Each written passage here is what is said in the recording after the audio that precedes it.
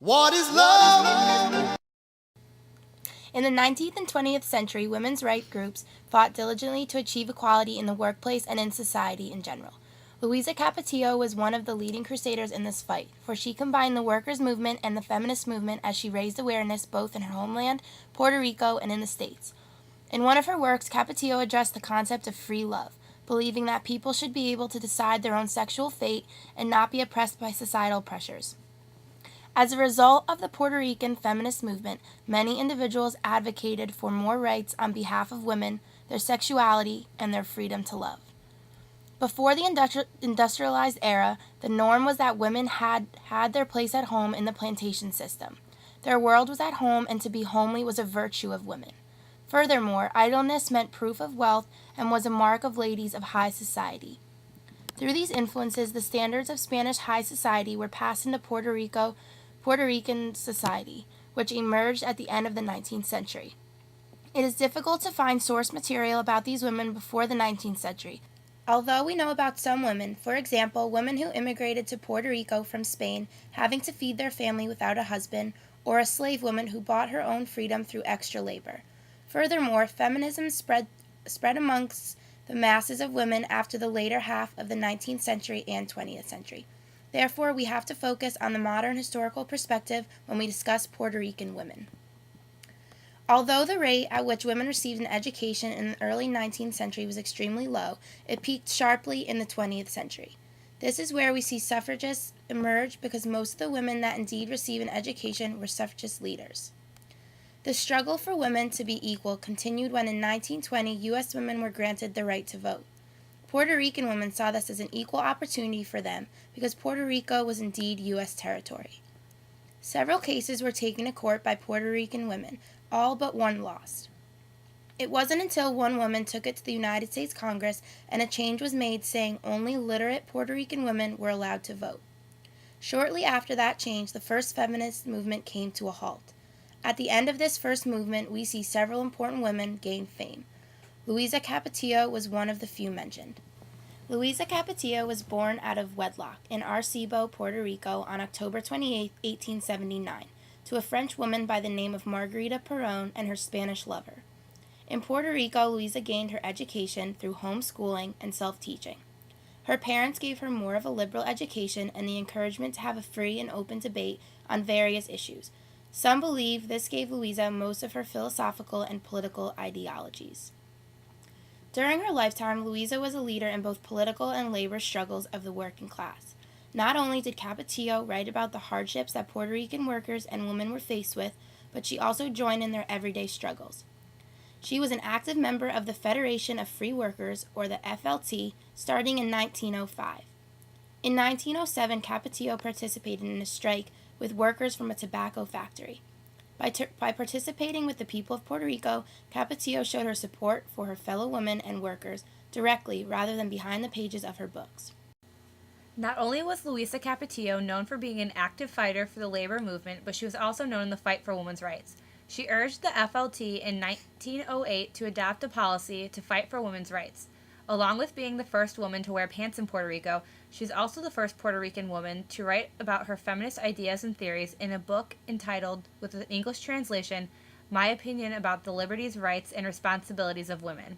To preface the document, Capetillo posed a question to her readers, asking, "What do we think of those who oppose all ideas of equality and human freedom?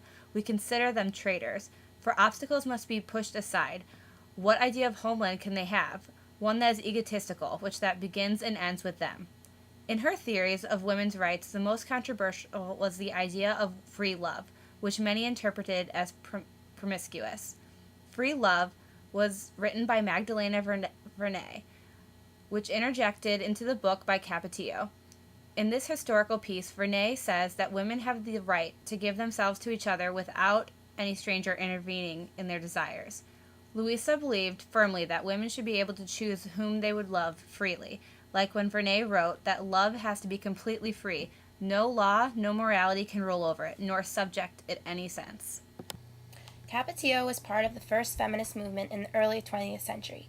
At the time, women were expected to be virgins before marriage and dress in a respectable manner, or else no man would be interested in them.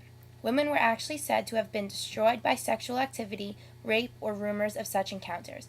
A woman's reputation could be fully restored only by marriage, and usually by the man who conquered her. A woman's sexuality was one of the most looked at aspects when deciding if they were respectable or worth pursuing.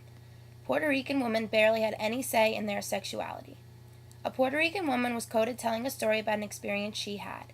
She said that he called me and proposed that I do certain things with him. I told him I couldn't bear to do that. He then proceeded to tell me, if you won't do it, you'll see how fast I'll bring another one here who will. You'll be out on the street, and all the things I promised you I'll give to her. She later described that this was the story between her and her employer, who later raped her.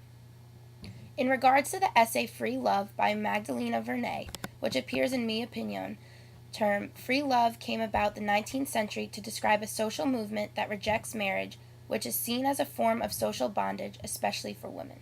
The free love movement conceptualized free unions of adults and how all third parties should respect legitimate relations, even if they are emotional or sexual. This free love movement gave the right that both men and women have the right to sexual pleasure. This movement links sexual change and social reform. The free love movement was a shift in the opposition to marriage. This movement was also a civil liberation movement, which defended individual rights in matters of sex and love. Much of the movement was encouraged through the democratic process, public debate about sexuality, love, and reproduction. The free love movement was most significantly about the enjoyment of sex, the right to learn about the rights and have many lovers. The objectives of free love movement claim that women's freedom and independence were crucial to the sexual reform of society. The male leaders tried to denounce women's sexual experience and needs. The focus of the free love movement around the world was to give equal rights to women, entitling them to the same promiscuous lifestyles as males. The article describes free love as something that must be felt by both women and men in the same way, because she says that without this absolute freedom, love can become prostituted. No one should have to give anything to get love. Freedom, in regards to love for women, the same as for men, is nothing other than a great act of justice. Love is the complete communion of two minds, of two hearts, and of two sensualities.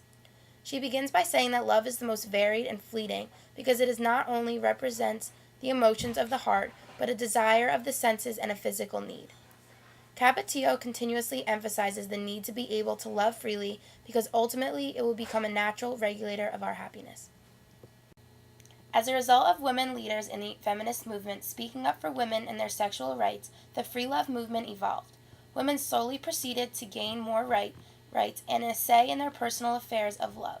Women leaders like Luisa Capetillo and essays like Free Love by Magdalena Vernay paved the way for women's rights in the 20th century Puerto Rico.